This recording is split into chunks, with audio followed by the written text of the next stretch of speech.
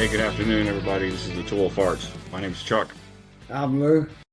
How you doing? When are you gonna get a haircut there? You've just now noticed that I've been growing my hair out? You start to look like your teenage years again. No, I need about 6 more inches in. Next thing It you was know, at least down to here then. you'll be wearing a damn earring. Next thing, Now I'm good there. It's almost at the length I want before, it'll stop flipping out like that. So, I just wanted to see what it looked like growing out just a little bit, not a lot. I'm trying to let You mine grow out too, but only on the top. Hell, you start to have see my head on top and start to get bald up there. well, it's definitely thinning up there. Too damn thin. I know. You used to have a thick head of hair. I don't know what happened. I guess it's just part of being old. I don't know. I guess so. I mean, it's thinning a little bit up in here. It doesn't look like it, but when you get it wet and you kind of move it around, you're like, I can see scalp there that I couldn't see before. Yeah, I, I looked up. I was thinking about buying some of that stuff to grow the hair, and hell, it said 3 to 6 months. I said, It well, don't grow hair. Trust me, it does not grow hair.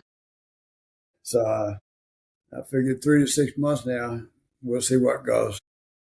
Speaking of growing hair, yesterday, my wife and I were looking for something to watch and stumbled across a couple of things on Netflix, and one of them was about this millionaire, and he is trying to like reverse age, and he has spent millions of dollars on this science.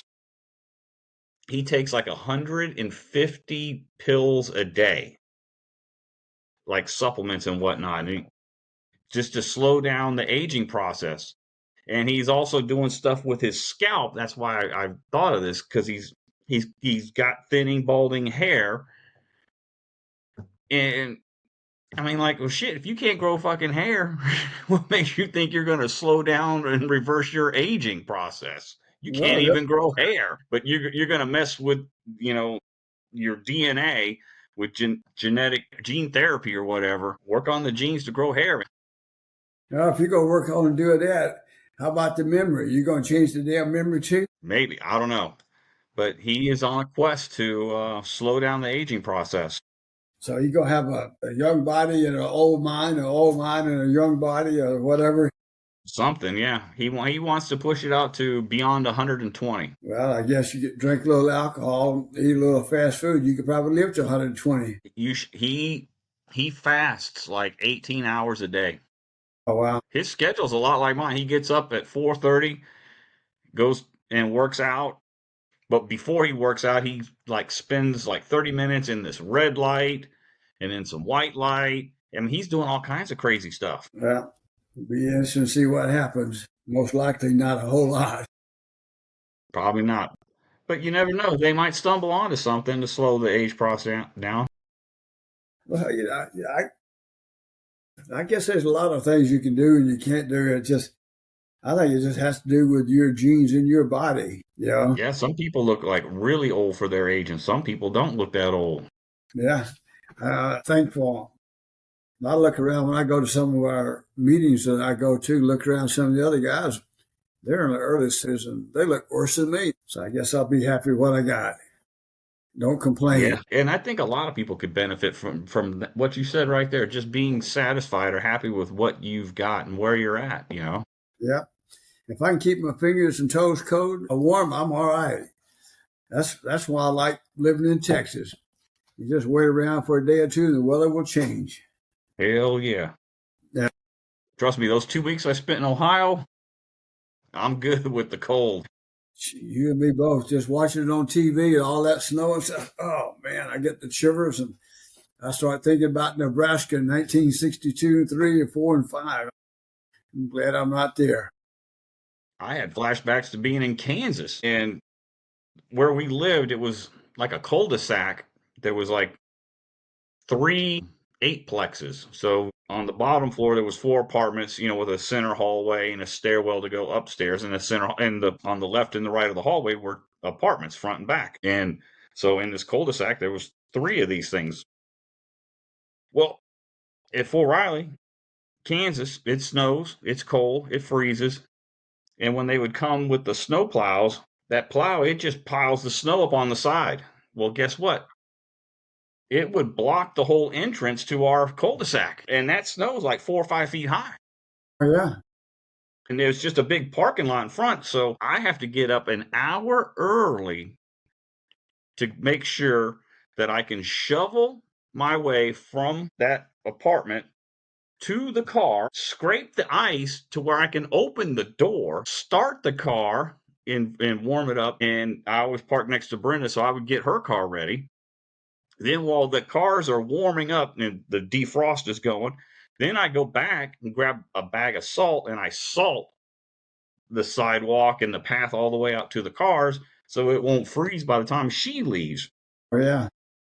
By this point, a lot of us are already up and doing the same things. And then we have to go to that pile of snow and attack it so we can carve out a way for us to drive out and get to PT in the morning so we can go exercise in that snow. Yeah, in Nebraska, they'd go out and salt the streets, and then more snow come and cover all the salt up. So yeah, we were getting a workout just before we had to go do PT, shoveling snow. Could So be yeah, worse.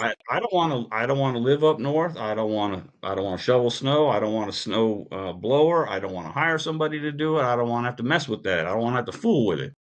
You and me both. I'm happy where I'm at. Boy, it's colder down around hometown in Alabama than it is here. That surprised me when I was looking up the weather the other day. Well, they've had some 30-degree mornings here for the last week or so. Well, you got to think, they're on a different latitude. They're further north than we are. Yeah. So, It always got colder there than yeah. it did here. And So, it stayed colder longer. I remember even in Georgia, once it got like November, December, it got cold and it didn't start to warm up till the end of February, early March.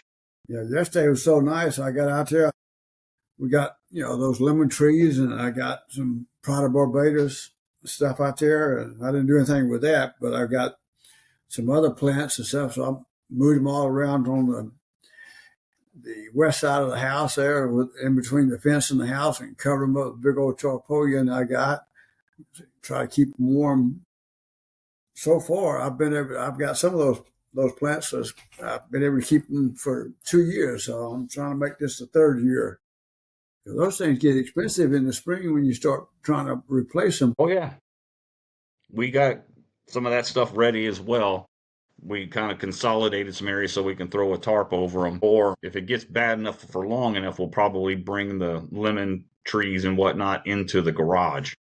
Yeah, that's what I do too. Last year when it got really cold and it would last, for a long period of time, like right now, 30, 32, but it'll warm up to 40, maybe in the 50s. So it's not so bad. But when it stays in the 30s all day long, or If it's gets, going to get in the 20s and stay that way, yeah, you got to bring them in. and that's what I ended up doing last winter. I put them in the garage for probably about 2 weeks, I guess it was, and moved them back outside. Everything was fine. So I got With some all that moving. moving around, do you have a wagon? No, I use a dolly. Okay, maybe you need to get one of them garden wagons that you can, put all that stuff in and just drag it over to the side of the house so you can bring it in the garage. On the bougainvilleas and those kind of things, and those lemon plants. They're in pretty good sized pots, so I can Right. just slide that Dolly underneath it. dolly on it and tilt it just a little bit, and I'm okay. I can just wheel it around to the back, so not too bad. But But I'm talking some, about the just general gardening that you do. You could load the wagon up with whatever you need, bags of soil and all your gear, and then you can just drag it out there. yeah, I might have to do that. That's some pretty good advice because come springtime, I got a couple of those beds in the garden area. I'll got my tiller. I go out and till the soil and stuff like that. Like to plant them. And last year I had some pretty good luck. I bought some flower seeds uh, online actually, and they did real well. So I'll probably end up doing that this year too. But I like doing those things. One, I just like doing it. Then second, it kind of keeps me in touch with my heritage and takes back memories and doing things growing up It back gives you then. something to do as well. Yeah, of course it's nice. And I laugh at your mom every day. We've been feeding the birds. I know she does it. We got a bird bath out there. We keep watering the water. The birds will fly into that thing, take their bird bath, and water it all over the place. And she puts out the bird seed, and you'll see the little bitty birds come out. Then you get some big birds. Then you get the squirrels come out. Then she gets a shoe and go out there and throw that squirrel to run the squirrels off because it's eating all the bird seed. Speaking of squirrels and gardening, you bringing me back to what Brendan and I were talking about yesterday. We're thinking about cutting down them fruit trees and just digging them up. Oh, yeah. Well, the cherry or plum or whatever it is, it has only produced one or two, and it never lasts long enough because the squirrels get them. And the peach tree, of late, it's been doing gangbusters. But by the time they get even close to getting ripe, them squirrels are in there eating them Oh, up. yeah. And the pear tree, it hardly ever produces anything. It hasn't produced in 5 years. And again, whenever there would be pears, the squirrels would get the damn things. It'd be on the ground, and you think, oh, it's ready, and you pick it up and you turn it around, and there's a big old bite mark out of it from the squirrel. I'm like, son of a bitch. Whatever you So do, it's like, why have the damn fruit trees? You might as well cut them down. whatever you do when you cut them down, don't plant an oak tree because then you're gonna be worse. No, got them acorns and leaves to pick up now, and then those live oaks, they're getting ready to be dropping their leaves in a couple of months. Well, mine's You can already already see the live oaks turning brown. already dropping, and I already probably trimmed as much as I can trim. I probably have to have somebody come out and do it. I already had just today alone 2 people. They dropping their cards off, come up to the door and proceed in the door frame, whatever, and trim the trees and stuff. Because about the 20th of this of January in our area, they have brush pickup. That's smart. I like to do that. I used to. I still do. But last winter, last spring when I did, I really hurt this shoulder pretty bad. I didn't know I hurt it. I just started hurting. Then when I go to the doctor, she has to give me a couple of shots, injections there, and says, The no more, cortisone.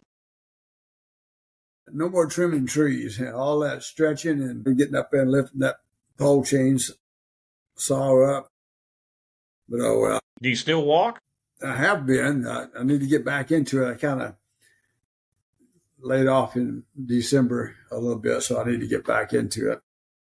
Well, if you're not going to be trimming trees and anything like that, you still need to keep your muscles and your tendons working. So maybe you can get you a couple of 2 pound, 3 pound, 4 pound dumbbells, not a lot of weight, and then just do arm raises. Where you lift it up like that. Just lift it up shoulder high. And then like hold them like side by side like this, Right, and then like your right. Just lift them a little bit and just keep. yeah, just hold the weights here and then just flip and that works the shoulder area. I got a couple of balls that I squeeze a lot, that help with the And that's flex. for your hands, yeah, and for your Yeah, so it helps a little bit. But anyway, and then sit in a chair and get those dumbbells, those little 2, 3, 4, 5 pounders, and then just lift them up like that. And you're working different parts of your deltoid muscles. your mom will laugh at me because I'll walk around sometimes. I'll be doing this and some of those old exercises, so I can. But you know what? Being active is one of the reasons why you look and feel as good as you do because you are staying active. If you use it, you're not going to lose it. That's right. So could be worse, I guess. Yeah. So today was the first day I'd been to the gym in like a month because I had grand plans when I was in Ohio to go to the gym, but it was so damn cold. I'm like, the hell with it. I ain't going to the gym. Then I came back and I had that sinus infection or sinusitis or whatever it was. So I didn't go to the gym for that week because I was coughing and wheezing. And then I think, let me look at my calendar, make sure I don't let me get my lies straight. Okay. So I came back on the 13th, and I was sick the whole most of the next week. Oh, yeah, And, I and remember. coming off of, yeah. And then I went to work.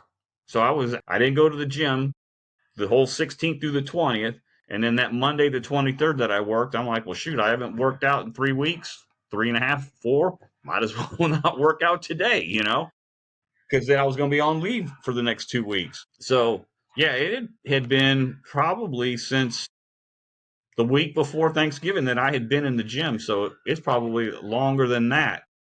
So, anyway, I'm like, it's Monday. Not many people are working legs. So I'm going to work legs. So I was doing some squats. I got my regular weights on there, feeling pretty good after the first set. Felt pretty good after the second set. Went to start my third set, and as soon as I went down, I'm like, ooh, I can feel it on the back of my hamstrings. So as soon as I came up, I'm like, we're good. Put the weight back on the rack and didn't do any more squats after that. Man, let me tell you, I'm feeling it right now, the back of my legs.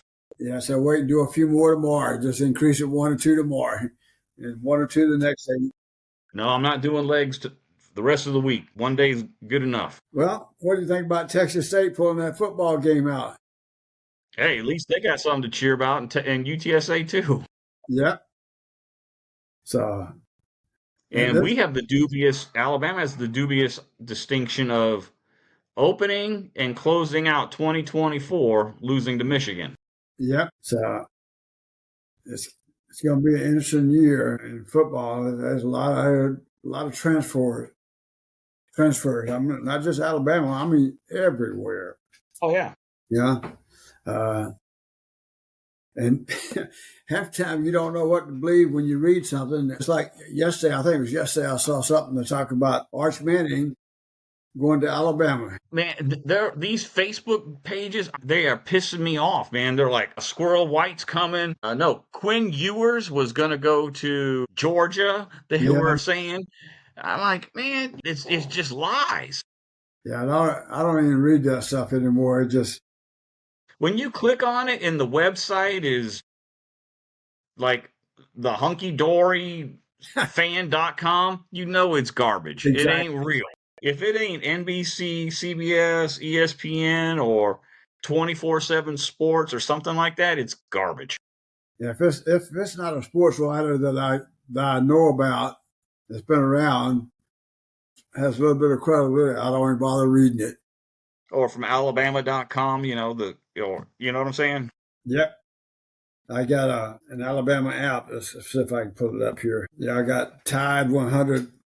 So I'll look at that. And I got the SEC football. I'll look at that. And I do the ESPN app, look at stuff. The rest of that stuff, I don't pay too much attention to. So why didn't you look at that Under Armour high school game? Because I saw our tight end that's coming, and I saw Keelan Russell, but he left the game, I think in the third quarter with a leg injury. I was watching, was it Ole Miss? You were watching a bowl game. What? No, it was Georgia, wasn't it? No, I think it was Ole Miss. Yeah, I think it was Ole Miss I was watching that they were playing and stuff like that. And I'm going to tell you, Lane Kiffin has impressed me this year. His style of coaching has changed to me, and the way he goes about doing things, and the way I think he's turned that Ole Miss program around in the last couple of years, especially last year and this year. But his coaching style, I really begin to like it. Before, I would just never give you a nickel for Lane Kiffin. You're absolutely right. When he got to Ole Miss, I wasn't too keen on him when he was was it Florida Atlantic or FIU or whatever it was. Yeah, He had turned the program around, but he was still, I don't know, kind of lippy, kind of mouthy or whatever. But when he got to Ole Miss, he really settled down, and he still likes to clown the media and make points, but he does it differently than Saban does. But Saban did the exact same thing, but Saban was in your face about it. right.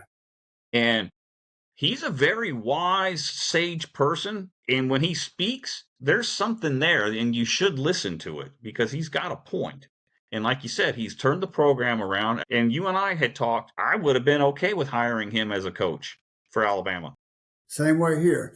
Yeah, and I can't blame him to some of his comments he might make to the media because they can really irritate the crap out of you sometimes with some of the stupid shit that they say and do. And they get so biased. Watching the game, I forgot what it was the other day, but the team that they were rooting for was all of a sudden was losing. When I say rooting for, they're not supposed to be rooting for anybody. But sometimes No, they're not. the conversation seems to be towards the favor of that team, and all of a sudden it's going the other way around. I said, "You guys are phonies." That's why I hated CBS calling the games. Gary Danielson, oh my God, I don't know why he's still got a job. Everybody hates him. It ain't just Alabama fans, it's Georgia fans, it's I every know. SEC fan. He hates the SEC. And speaking of Georgia, boy, it's sad that Coach Smart's father passed away this past Was it week. the day of the game? No, he fell and injured himself before the game and then died because of those injuries on the day of the game, wasn't it? Yep, complications from the fall. From the fall, yeah. Yeah, really sad. So keeping our prayers, and somebody else I've been praying for too is the Carter family. I personally didn't care for his political ideology, but as a person, I had a lot of respect for him. He was a great human being. Yes, he is, and very graceful. He and his wife, and there's a lot to be said about some of that old folksy type behavior, and being true to your roots. It's really nice to see the tributes that he's been paid during his funeral and stuff like that. So give a shout out to them and stuff. So but anyway, Yeah, it's been an interesting couple of weeks. Jimmy Carter passed away. Canadian Prime Minister Justin Trudeau just resigned today. that didn't surprise me to hear that. I didn't think it would be quite that soon because he had kind of indicated he wasn't going to run again, or I'm not sure exactly how their process works. But so when I heard it today, that didn't shock me. I thought it was a little bit sooner than it was than expected. So it's going to be an interesting 2025. Yeah, yeah, it is. May you live in interesting times. I wish I knew who said that. Hang on, let me look that up. The evidence that phrase was in use was as early as 1936, provided in a memoir written by Hugh Knatchbull Huggison, a British ambassador to China. Yeah, it's a translation of a traditional Chinese curse. The expression is ironic. Interesting times are usually times of trouble. That's not good. Yeah. But anyway, It just seems, like the older we get, the more interesting the times become that we live in. yes, it is. And the more the things change, the more they stay the same. That is so, so true. You know, And you don't realize it until you get older. yep. Well, you And then got to when you hear the old folks saying, "We've already done this, it don't work," and you're like, "Ah, shut up, old man. You're just, yelling, get tell me off my what you're lawn." talking. And then Yep, and then you get old and you're like, he was right. Everything that he was complaining about that we started 30 years ago and we're doing it again now. yeah. JD Turner, Mr. Turner, my science teacher, he tried to have. We didn't have like big experiments in class and stuff like that. We just didn't have it in the school. And my senior year, he started bringing some of that stuff in, trying to do some experiments, when he was teaching the class. But anyway, a lot of the things that he talked about that was going to happen sure as hell did. He used to talk about cell phones. Now, he didn't call it a cell phone, but the process, and say, we'll have something, we'll hold in our hands, we'll be talking. Next thing you know, we got the big old radio. The Uncle Leonard, he's the first one in our family to have a car phone. Really? Yep. He had it in his car and pick up, he'd call you and stuff like that. Yeah. So he's a pretty interesting character. Yeah. So, anyway. Yeah. Well, shoot, this is pause is as good as any place to wrap it up. Yep. I got to get ready tomorrow morning. I'm going to meet, Cassie, your cousin, had a friend who's one of her clients that this person's husband is 90% disabled. He was in Afghanistan. He was a military working dog, bomb dog technician. He was clearing a building and the building collapsed on him and stuff like that. So I'm going to meet him at 8:30 tomorrow morning at our DAV chapter and see what we can do to help him with his disability claim. Keep your fingers crossed and hope like heck and all those veterans out there. Yeah, I got to finish getting ready for tomorrow. I got to pack my lunch. get my clothes ready, get my gym stuff ready, then take my gym bag out to the truck. I got to get my supplements ready. I got to take all, like I said, I got to take all that out to the truck. You better let that damn truck warm up, because those clothes gonna be pretty damn close when you get ready to put them on. Because it's gonna be As far as I drive to get to work, they'll be just fine. And then when I get to work, or to the gym, I set them inside the locker in the gym. So yeah, they're just fine by the time I put them on. otherwise you'll be doing one of these numbers, shivering trying to put that stuff on. Nah, they're already at room temperature by the time I get All my right. clothes put on. Well, you be safe. I will. You do the same. Stay warm. Hey, everybody that's north of Texas, that's in that Arctic blast, God be with you. Stay warm. Hopefully you don't lose power. You don't lose heat because Stay it's out. tough. Stay out of that snow, except for the little kids who dress up, want to go out and ride the slow Snowmobile. stuff. Otherwise, stay warm. Stay inside and drink Yep, lots of alcohol. exactly. All right. Have a good All right, one. hell, All you right. take Love care, you. everybody. All right. Love Bye. you. Bye.